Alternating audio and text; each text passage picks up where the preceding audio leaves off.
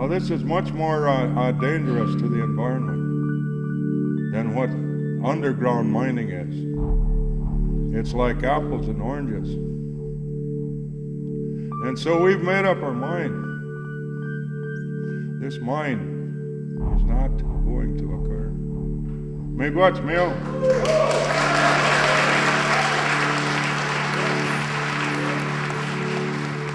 We brought the community together in a way, and it was around food. It was around harvest. It was around gathering versus extreme extraction.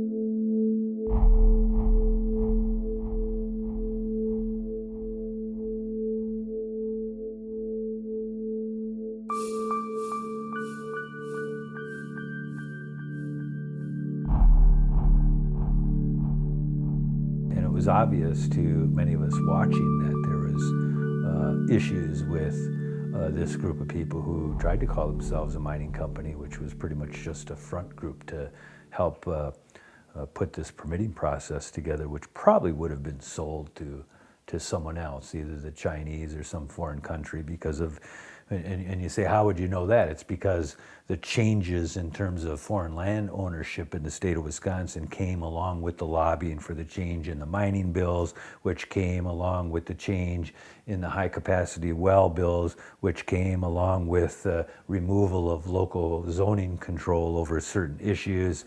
It came with the influx of the corrupting money and the politics in the state of Wisconsin and the rise of the despots.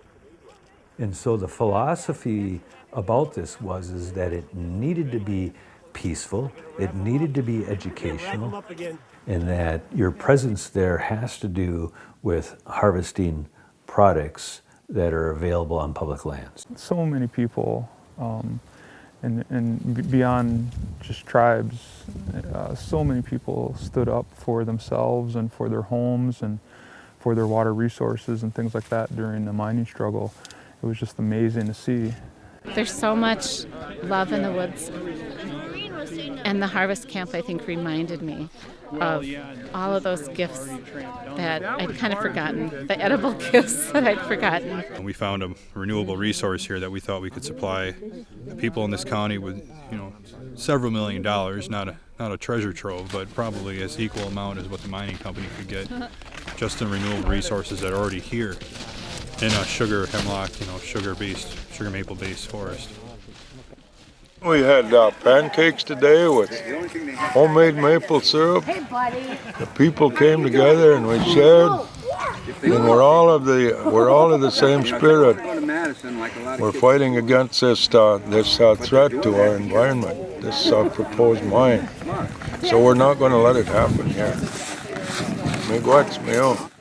We needed to have coffee on 24/7. We needed to feed people because and we entertained angry Republican gun-toting concealed weapon individuals who had been drinking. They came up there and someone says, sit down and have a cup of coffee. And if they sat down, that's half the battle to get them to calm down to say, okay, now let's explain treaty rights. Let's explain water quality and rice and why our community that's reliant on that as a sustenance food. That the story is that when the Ojibwe people came west from the East Coast, that they were provided and guided to a place that had where the food grew on water. But for a mining company out of Florida owned by one of the richest billionaires in the world, no. The risk to our wild rice is not worth it. Therefore, this mine will not happen. 1,000-foot hole in the ground, drop the water table down. Sturgeon can't spawn. There's no clean water to be found. Can't you see? Can you see? A lot of these people probably never seen an Indian in their life. And to come there and see how we do things, how we live, and how we treat each other, how we treat visitors, and just to be a part of the community that we all made.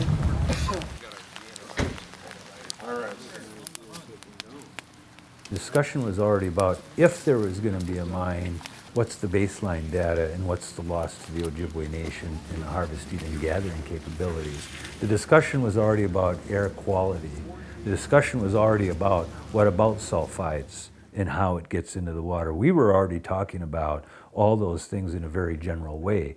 And we already knew that when that camp was established, that it would draw Great Lakes Indian Fish and Wildlife Commission researchers. It would draw people who had projects to chart what kind of animals were in that area from the Lakota Community College and from the Conservation Department, and people would do an inventory because that was the discussion at the tribal level. I'm making a quilt. She's making a quilt. On a hand-cranked sewing machine. This is so cool. I came up there one day and found two elderly women using a 1950s hand pump Singer sewing machine, putting together a quilt that was going to be raffled off or given to someone with HIV. And you're making a quilt, and where's the quilt going to go? Well, I donate a lot of quilts to a hospice group who gives them to people who are dying and who need that kind of hug,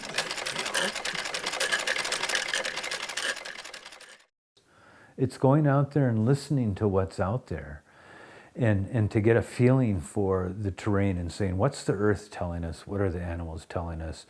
And we never ended with things that told us that there was a spiritual connection, from my opinion. We never lost track of that spiritual connection. Every single tree out here has a spirit. Every single fish we take, every single deer, every single rock has one. And that's what we need. We don't need money. We built a harvest camp in the middle of nowhere, but when we built it, we had thousands of people that came. They showed up every day. They showed up from the East Coast. They showed up from the West Coast. They showed up from Canada. They showed up from Italy. They showed up from Spain. They showed up from the Republican Party and the Independent Party and Communist and Green Party members. They were every political affiliation, like I said. Everything became resistance, from poetry to art to good work to growing food sustainably to just being conscious, water conscious. This was a good education for people in Iron County. It was a good education for tribal people to come in contact with people from Iron County, because when you throw away the disputes and the perspectives, what you find is you have people who care about other people. They need jobs, they need income, they need to make a living, they're concerned about the future of their families. And you know what? That's on both sides. That's just not on the tribal side, it's the non-tribal side.